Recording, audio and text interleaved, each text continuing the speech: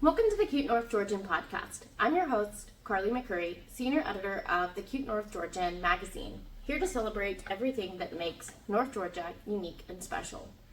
This podcast is for North Georgians, by North Georgians, where we shine a spotlight on small businesses, local events, and the fascinating people of our community. Whether you're looking for something new to discover or simply love supporting local events and organizations, you're in the right place. So let's dive into the best of North Georgia together. I'm thrilled to welcome today's guest, Pastor Nathan Lusciotto and his wife Kristen from First Baptist Church in Cornelia. Pastor Nathan and Kristen have been serving the community for 3 years and are at the heart of events like the Fried Apple Pie 5K. Pastor Nathan and Kristen, welcome. Thank you for having us. So we officially met at church, naturally. However, the first time we really connected was at a cafe, and it was after I was eavesdropping on your conversation. You guys are talking about the Black Death, and I was all over that. Okay? As a former history teacher, I could not resist. I would say that I was baited, but it was more like I reached into your tackle box and pulled out the worms because could not resist that lure. Well, I was going to say I was chumming the waters, and I was like, oh my word, somebody cares. This is awesome. Yes, and it was during that discussion about graphic and incredibly depressing paintings from the 14th century that I noticed your flyer, the cute fried apple pie flyer for the 5K event. So can you guys share what the fried apple pie 5K is and why you chose to do a 5K? Yes, I can. So we actually did our first 5K last year around Easter time, and our children's minister decided, this year for our 5K, let's connect with the community more. So we're doing it on September 21st so that we can encourage people to go to the Big Red Apple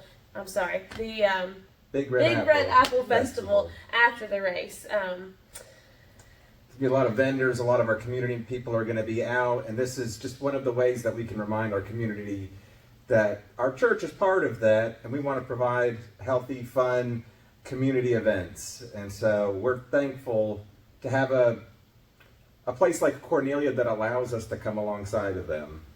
And we're partnering with a lot of local businesses like BSG, where we first met. They will be providing coffee. Chick-fil-A is going to be here. They're handing out coupons, and they'll have the cow here for fun.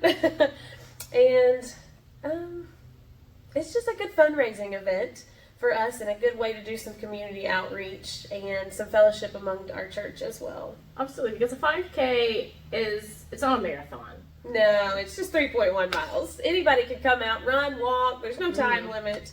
Yeah. Could you bring maybe like a stroller with the kids and walk with some friends? Yeah, absolutely. Mm-hmm. And everybody that participates gets a fried apple pie at the end, and then they'll also get a finisher medal that we got one right here. To bring to show you.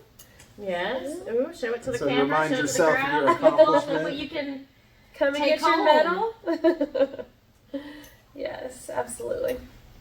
So it's all the running and then a nice fried pie at the end.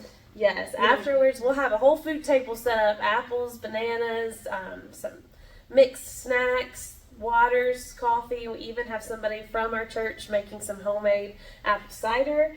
So again, after we're encouraging people to just hang out in our parking lot, we'll be announcing the winners. We're giving big prizes. Again, community outreach. We're doing some gift cards to Fenders and Community Brew and Tap and Farmacia, some local restaurants right downtown.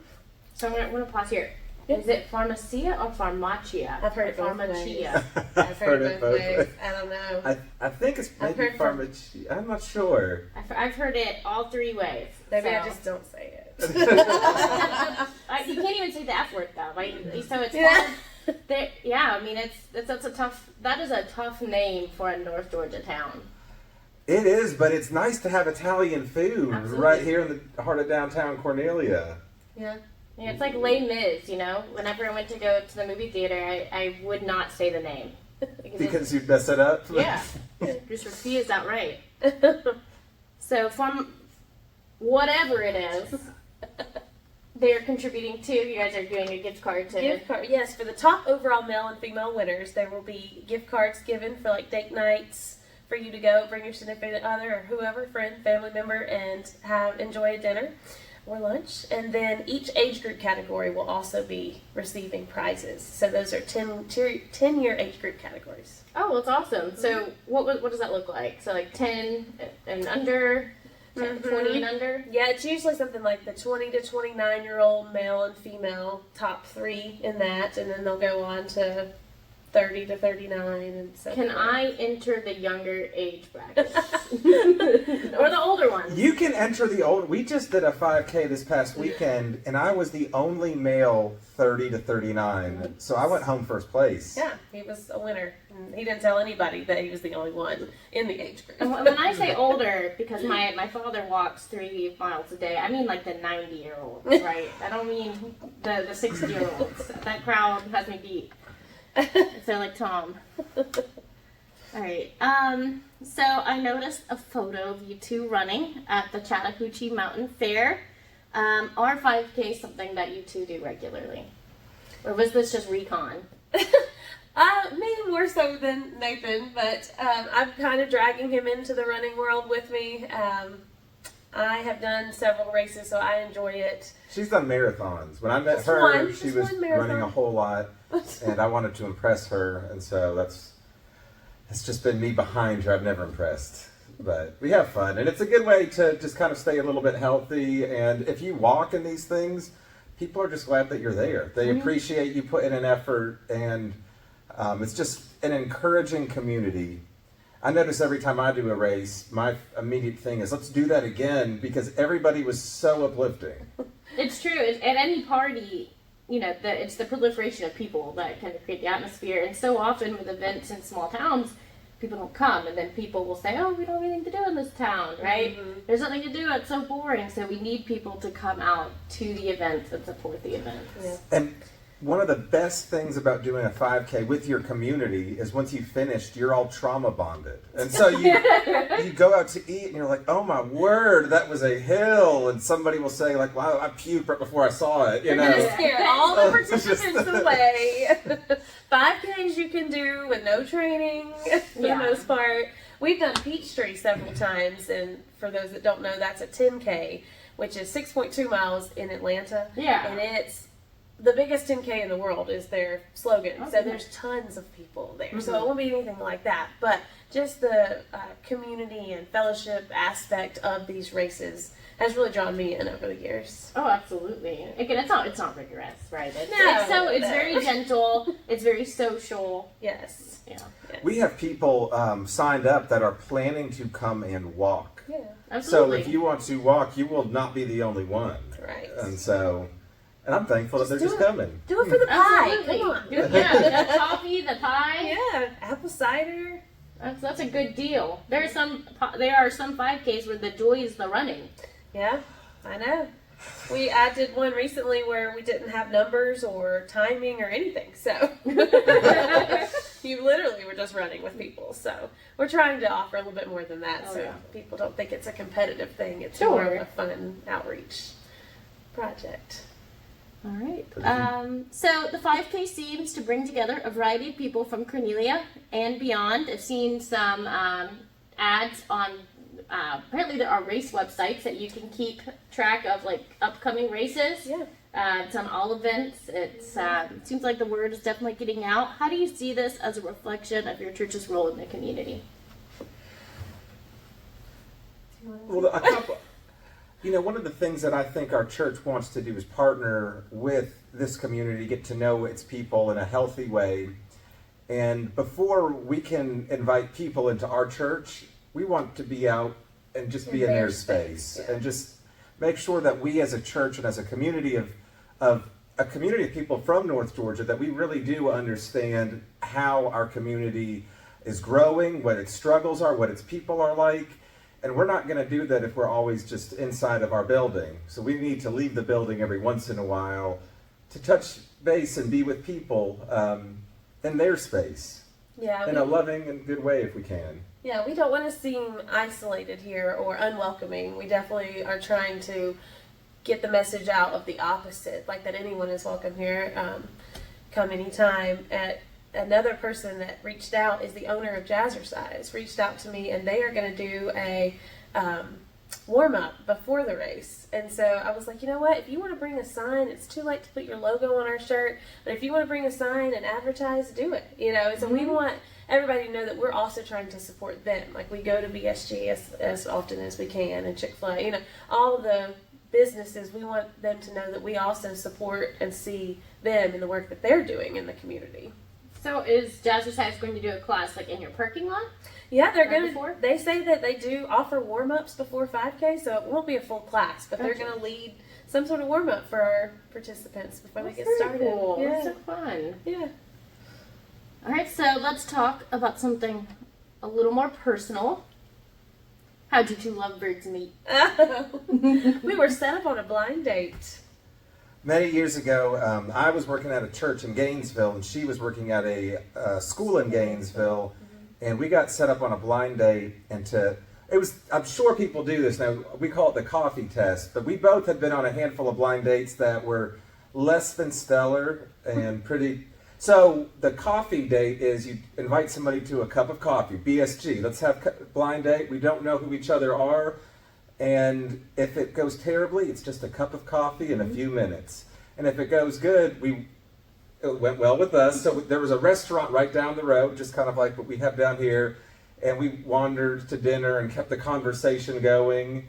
And I'm so thankful for those people that connected us. Wow, yeah, I should say so. Yeah, it was a teacher that worked across the hall from me that also went to the church he was at. And so he was getting ready to move, potentially. And she was like, well, y'all are both single. Do you care if I set you up? And she was very worried that if it didn't work out, that I was going to be so upset. I'm like, listen, been there, done that. It'll be okay. But it worked out. It worked out really good. I lucked out. It worked out.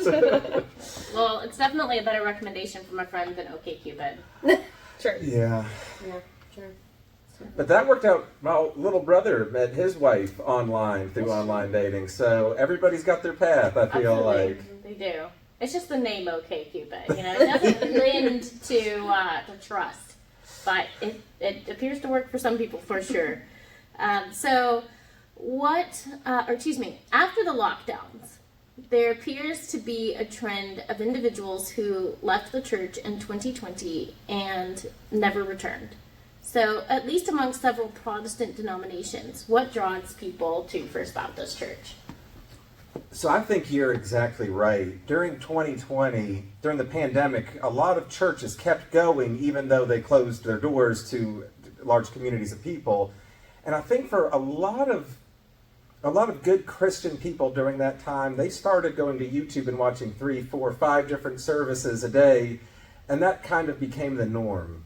One of the things that we try to offer at our church, First Baptist Cornelia, is beyond our style of worship is really just a connection with the community and each other. So we do something called Passing of the Peace, which in churches that I grew up in, what you would do after the welcome is turn to the person to your right, left, front, and back and say hi. We kind of encourage people to get up for about 3 minutes, 2 minutes, and just say hi to people and just make sure that those physical connections that we all missed are brought back. And there are some people in our church that might be the first hug they've gotten all week, and those connections are important.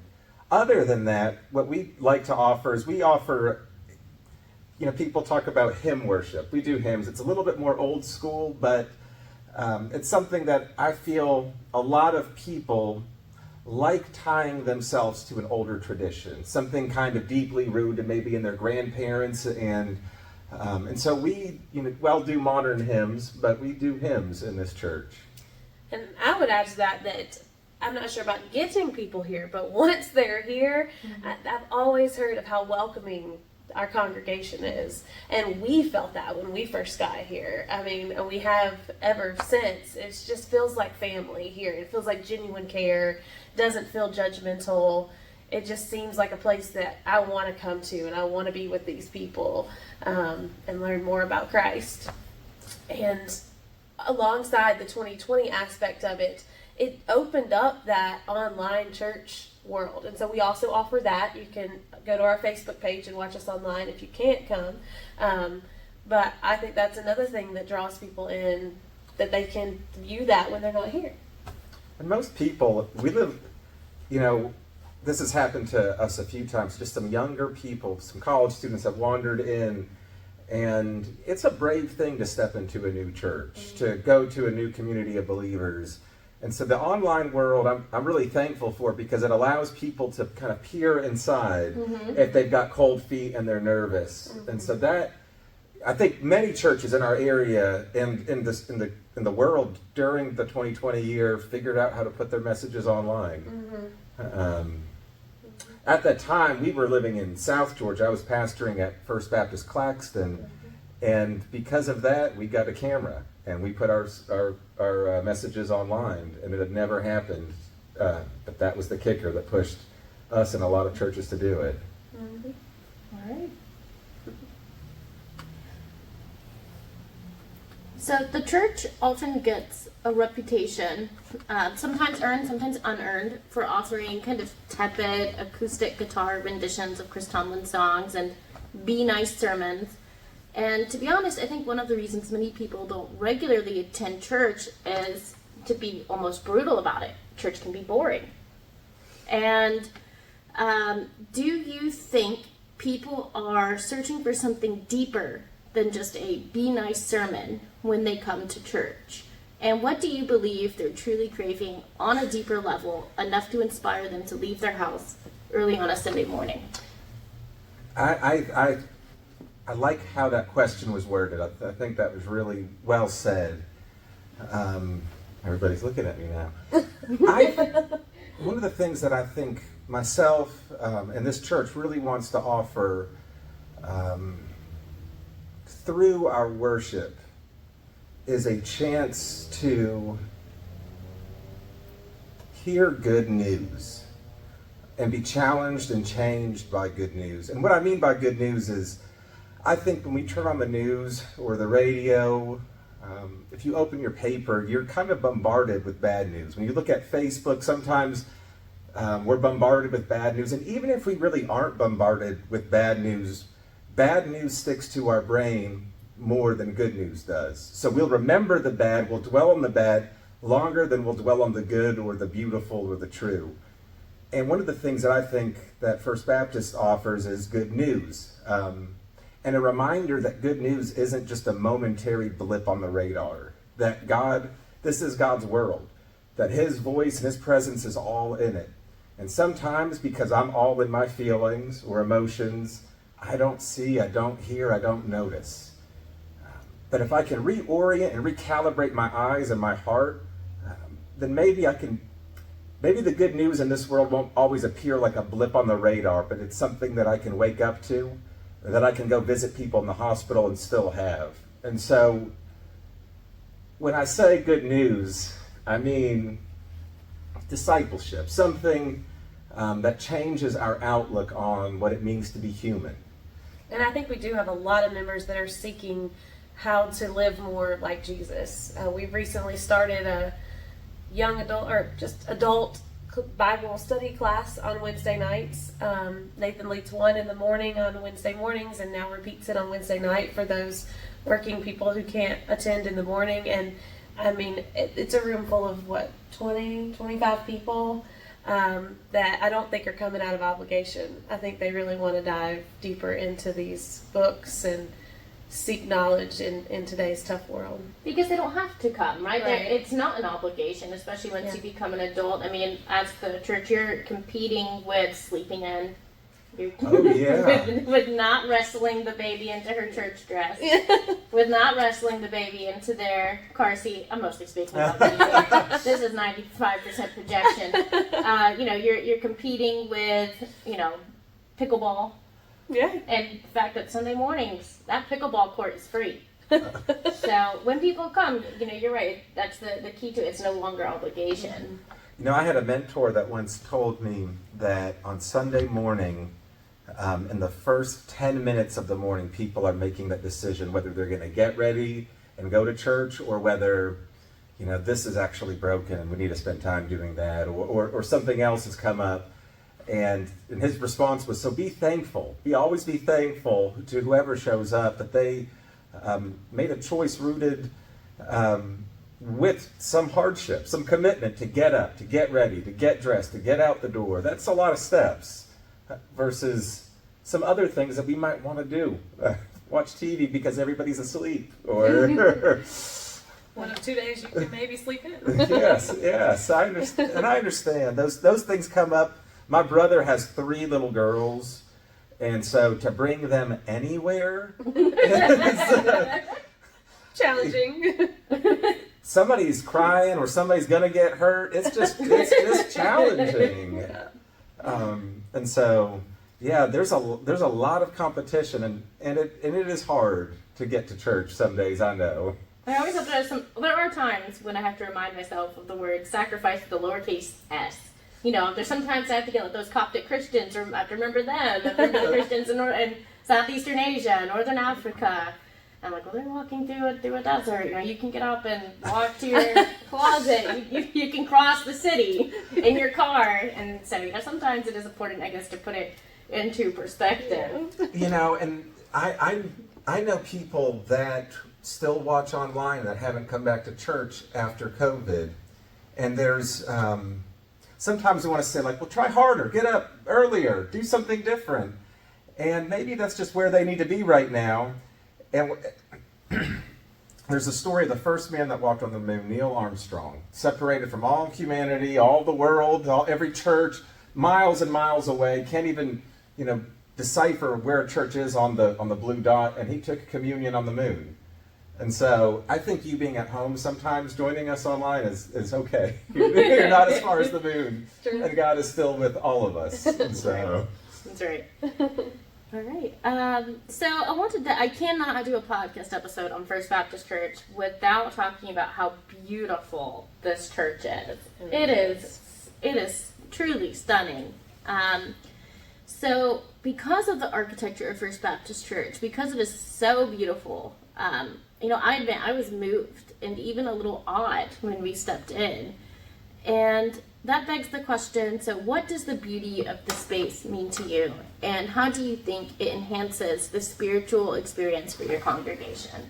I immediately think about Christmas here. I don't think I've ever seen a prettier sanctuary at Christmas. I tell anybody who wants to get married, if you want to get married around Christmas time, you don't need to buy a single decoration. I bet. It's beautiful. And other seasons too. I know as Thanksgiving comes, we have this beautiful cornucopia that's behind the choir loft up there, but I just immediately pictured our beautiful sanctuary at Christmas.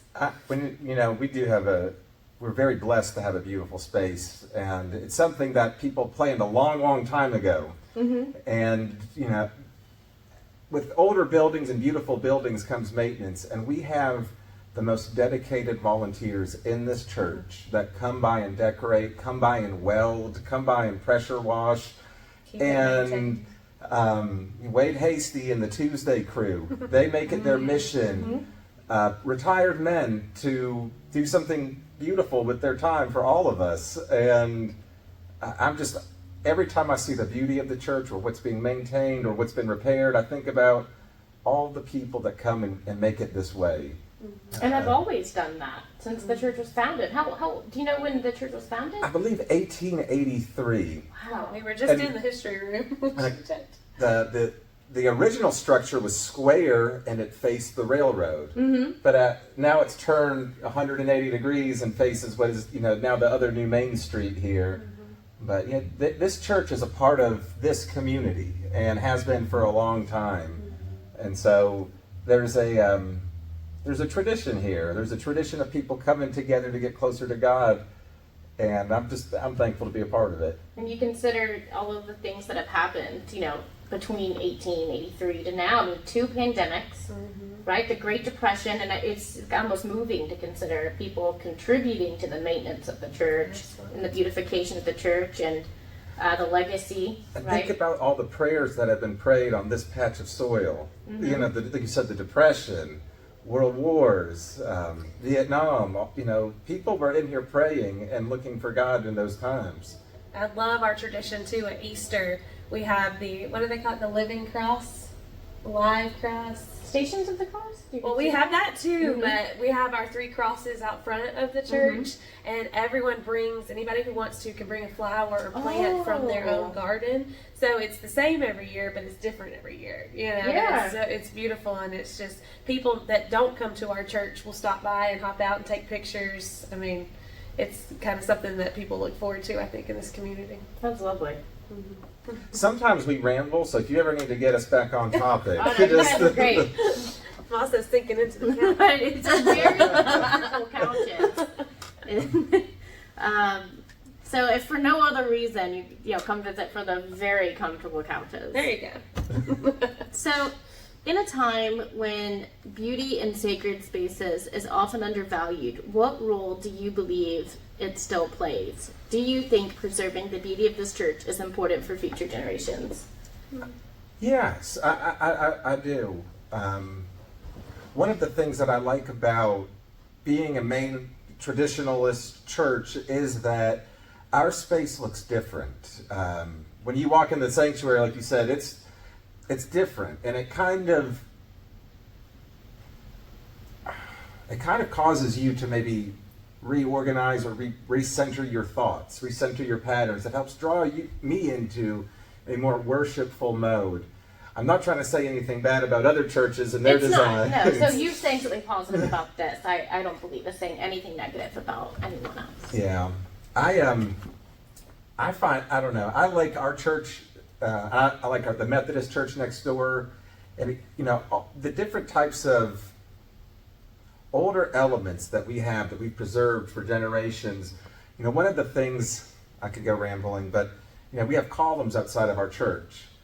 Those were put in front of churches to represent the timelessness of God's Word. You know, there's little things very often in churches that are meant to how things are built and designed just to help us think about God better. And so every once in a while I'll discover one of those, a new one. But you mentioned the word reorder, and I think that's a good word, because when you have a space as lovely as the sanctuary in First Baptist Church, it does, in the reordering, it makes you maybe realize on a deeper level, just instinctually, the importance of God. Yeah, Reminds you of the reverence. I feel like. That's exactly the word. Yeah. you know, I think all of us are guilty of taking God for granted. But one of the things I like to start prayers saying this to help remind myself, like, God who is always speaking, you know, help me hear your voice. Sometimes when you're in Walmart, it's hard to hear God speaking, but sometimes when you're in a sanctuary, oh, I'm convicted. I really shouldn't have done that or said that. Or this is the trash that I just brought into this place. I need to do some soul searching.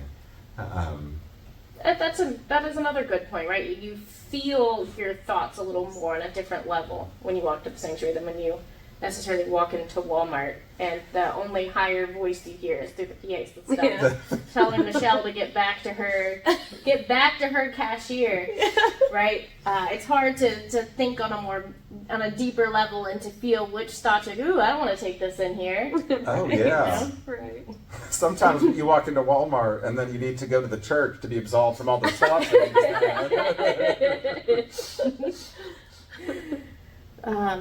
So, when Notre Dame Cathedral, which was built in 1163, tragically burned in 2019, there was an outpouring of grief but also criticism.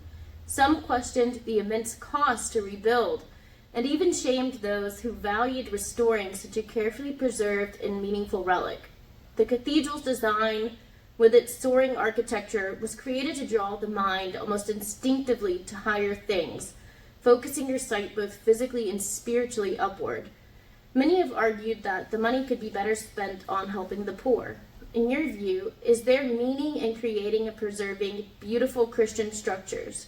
Or should resources be prioritized elsewhere, like serving the poor? We're doing a James study, so I'd be remiss without saying this. James, who's the younger brother of Jesus, wrote a book, and it's placed in our New Testament. And he said that true religion is this, when you look out for widows and orphans. And so, as much as I love the beauty and that can be found in some architecture and some structures, I do think we do have a responsibility to people before art. But that doesn't mean that art's not important. There is a famous philosopher that wrote The Origins of the Work of Art, and he talks about buildings being the first art that people understand. You look at it and you know what's the law of this land. When you see a church, you know there's the Ten Commandments, how I should act, and buildings can often communicate to people a whole lot of things. Did you want to tackle this one, Kristen? I don't know. That's kind of a tough one because I can see both sides of it, but I do think at the heart of being a Jesus follower, disciple, is looking out for the least of these and is seeking out the poor and how we can help our people in our community. So I think that there's definitely like that piece of reverence when you have that beauty in the space once you're there, but then I think it's our mission field to use our funds as much to help others if we can. And I think a trend too of attractor churches, a lot of them are historic, and what we see is preservation. So, for instance, you consider maybe a nice pair of shoes in the Great Depression. Maybe you bought them 20 years ago, and your grandparents just kept them going by, they would sew the edges and polish it, and they look new, but you're like, oh, I got these in 1929 when times were good, and then I preserved them when times were hard. There's a lot of, I think, that aspect with maintaining historic churches. There is an initial outlay, but then a lot of the work comes down to volunteer hours and maintenance.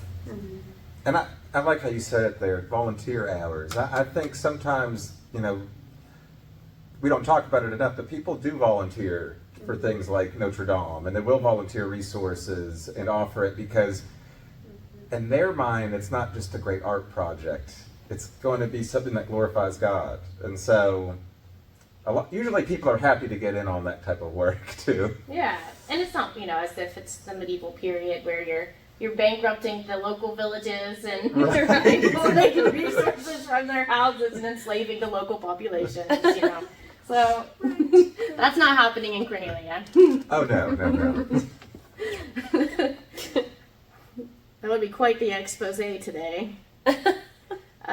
So many people assume that to engage the youth, right, you must have, I should say, like the flashing lights, the smoke, a full band, and like a dark sanctuary with no windows and fluorescent lights. And to be clear, I'm not criticizing that style. So often you hear a positive in one direction. What do you think about, oh, you must not like that one. That is not the case at all.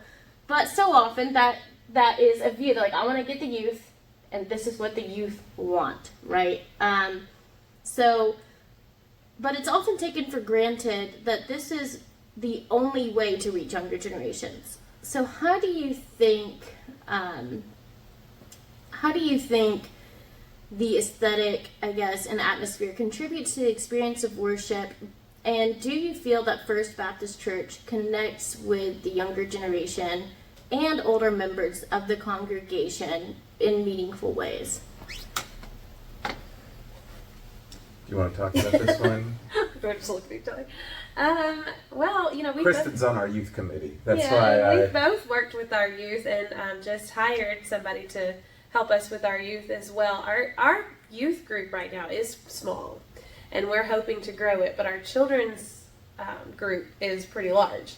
And I don't know about the aspect of the aesthetics, because a lot of our children have grown up here, so I don't think that they necessarily know the difference. I guess as far as bringing in new people, So I guess my question more is, I think my question got lost in too many words. So I can be wordy. So it's more that there's this idea that young people will go to a church if it looks a certain way. Mm-hmm. But I think that's belied by the variety of churches that exist. Yeah.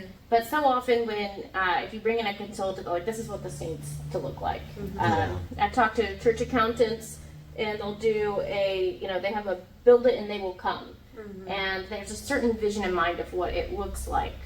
And yet, we've talked a little bit about what people are really kind of craving, why people choose to wake up on a Sunday morning. Yeah. What is it, I guess, that you guys believe will bring in families, younger people, and how younger people and older people, I guess, can worship together in a meaningful way? I mean, I feel like sometimes the younger people think, oh, it needs to look like a concert, and then they go to that concert and they don't necessarily get the feeling that they were hoping for. I think the connection piece, the relationship piece, someone that they can fellowship with and talk with, and is really the root of it all, that you don't necessarily need the other four. But Yeah, I was thinking connection right off the Yeah. bat. But everybody wants to feel seen and not overlooked. Yeah. And so I think through providing just honest connection, authentic connection, it could take away, you don't have to have as much gimmicks. And I grew up in a non-denominational kind of church spaces where it was sort of concert-y, guitars, Yeah. lights. Me too. And I've been to those too. Yeah. When I was in college. and when I was in those spaces, we were always kind of being told, like, we're the cool ones. We got the guitars.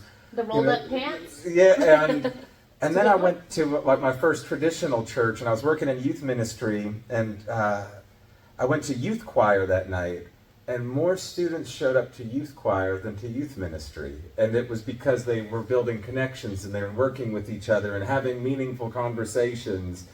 And, it blew my mind that there was more young people that wanted to sing together, be together that way, than in other areas. But I think young people will gather anywhere that they have a good group of people that they want to be with and good conversation. Let's shift gears and talk about your favorite spots around Cornelia. Okay. Do you have a go-to casual local restaurant, and what is your favorite order? Ooh, I don't know if we answer the same on this, but I'd say like Big Daddy's. that's a good It's one. a good casual place. They've got good wings and live music pretty often. They got the live music dialed in typically. It's Yeah. not too loud, not too soft. That is so important. Yeah. I could do a Yes. whole podcast episode on that.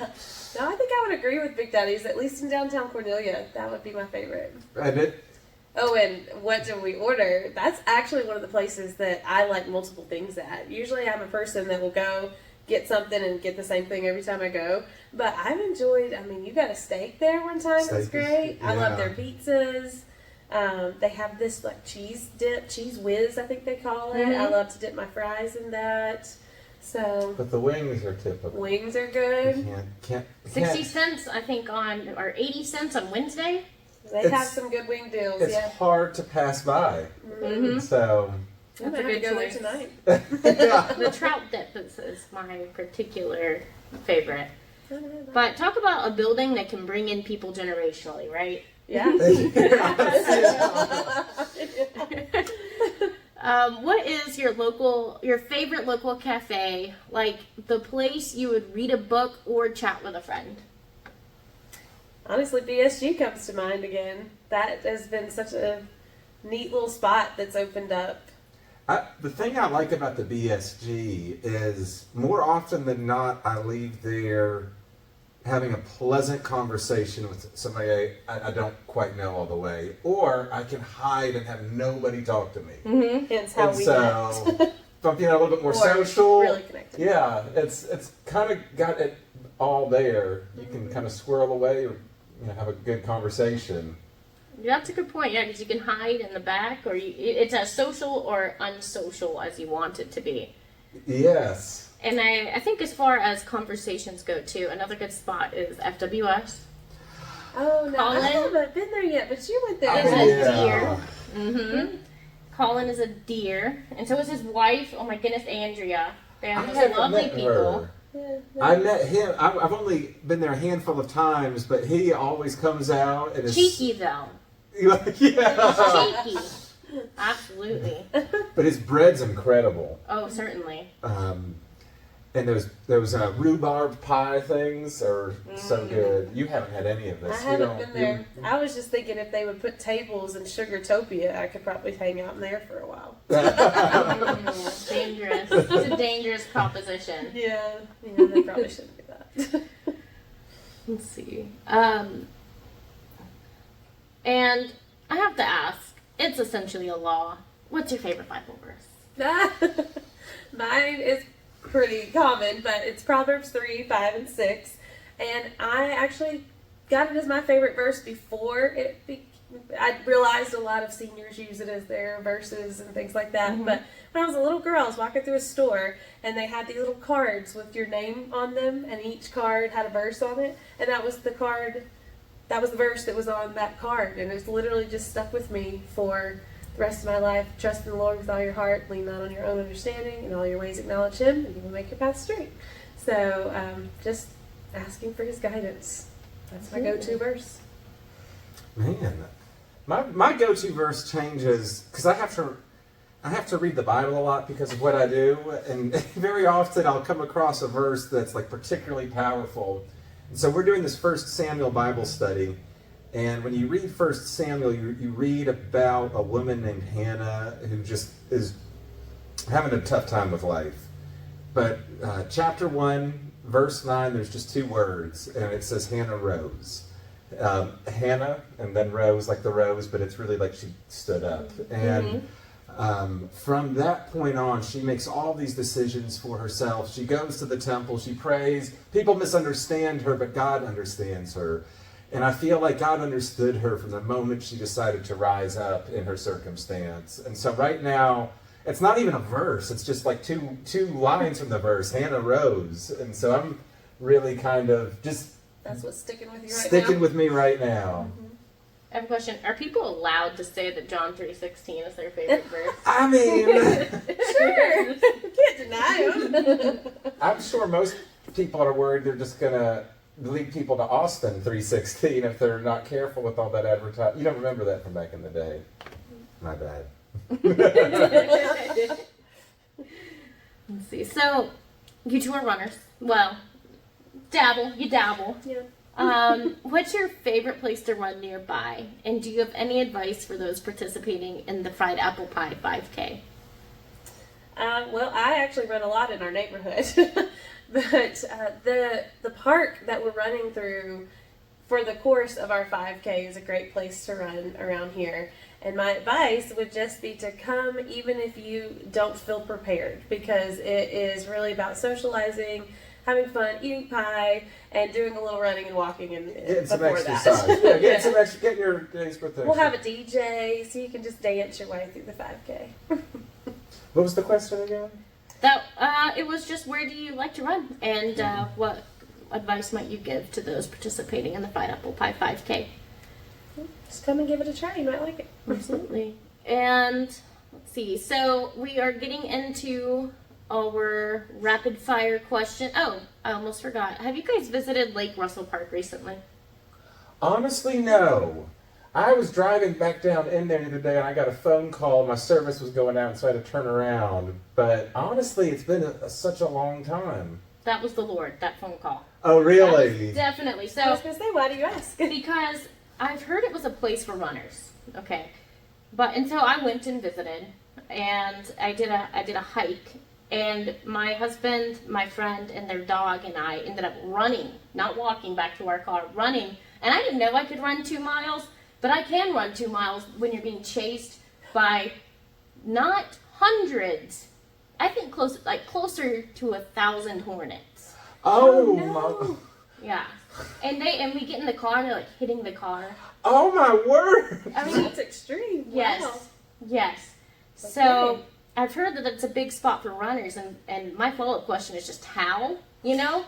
Do you not get stung while you're running there? Yeah. I have not ran there, so I can't jump in on that. But Yeah. might not be anytime soon. I either. tried to go back, and they were Yellow Jackets most recently, so that place is... That's like a Bob's Burger episode. I was just curious if your luck was better than mine.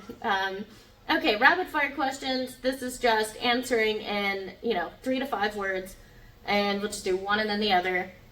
So we'll start with Kristen. Okay. What is the first thing you do every morning? The first thing I do every morning is press my snooze button and sleep some more. See, I just asked that question to someone. She said, I smile at my husband. Oh my gosh, you're so pure. I'm like, usually the first thing I do is push my cat off my face or something. Like, get off. Yeah. Push him to the foot of the bed. Yeah. Favorite place to travel in North Georgia? I love the Lead Mountain, that little hiking trail, and it's beautiful at all times of the year, but it's just like, somebody can probably say it better than me, you're like walking through different ecosystems, I feel like, as you get to the top of the mountain. That's a great way to put it. Favorite leisure activity? Well, running. But also walking and playing with our dogs. We have 3 dogs at home, Have 3 dogs, they said. It'll be fun, they said. It is fun. Look, 3 dogs is a party for us mental illness. So, Well, and I have 4 cats. Okay. So, Yeah. I'm coming clean today. But, pretty much when I get home from school, I'm a teacher at Level Grove Elementary, but when I get home from school, it's pretty much dog central. They rule our house. They're on our furniture. They sleep in our bed. They play fetch in the house. They play fetch outside the house. We walk them around our neighborhood loop. So, love my 3 dogs. I know, I call my cat my son. So, Yeah. and he has not adapted to the new baby at all. Jealous. He likes to urinate exclusively on her things. Oh, So no! that's been a whole thing. Yeah, that's So, good. yes. Let's see. And our final question, so this one's not a rapid fire question necessarily, but is it important for families to attend church, and why? And then what advice would you give to someone looking to strengthen their family connection to the church? I think it's a good thing for families to come to church together for the community aspect, but one of the things that I think we forget as people, when you come to church, it's to tell other people what's hurting in your life and maybe that they can help. And in the same breath, you hear the pain of the other person at church and offer your services. And so it's one of the places that, sometimes it might be, you need money to meet your mortgage, and other times it might be that you need somebody to talk to about losing a dad or a mom and what processing grief is like. We live in a world where we're increasingly more and more isolated. There's never been more single person residences available for the mass public. And church is a reminder that we do life together, that life happens with real people, and that our lives can be holy and good and add goodness to the world in such a way that it's not just a blip in somebody's life. And so my hope is that through church you're inspired to be that, to do that, and to live that, and to find God and get closer to God. There's other ways of doing it, but I do love that church is offering that. Absolutely. And are there any upcoming events, programs, ministries that you guys want people to know about? Well, one thing that I would be remiss if I didn't mention is our mission trip to Nicaragua that we take each summer, the first week in June, and anybody and everybody's welcome. So if you're interested in coming on our trip, just reach out, because we would love to have as many people as we can. We have been partnering.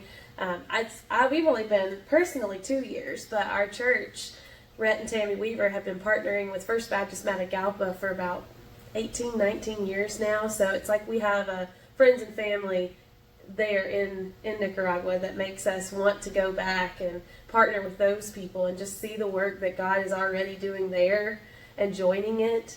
I just love the idea behind our mission work. It's not that we're trying to show up and hand things out and leave. You know, we actually are building relationships with these people and blessing other people in their community in the meantime, I guess. But for some other things that people can look out for in the future is Mosaic's a big one. the music. And music. We've got our Christmas concerts that Randy throws with an orchestra. It's amazing. And it's always, it makes it feel like Christmas. Mm-hmm. And then they also do, right around July, an American music concert. And one of the things that I always find interesting about that is how there are certain hymns that are tied to certain historical moments in our country's history. And so whether it's spirituals or whether it's northern or southern hymns. And so it's kind of fun to be reminded that we are part of something longer and older than ourselves. And our music minister, Randy, just makes those so interactive and fun.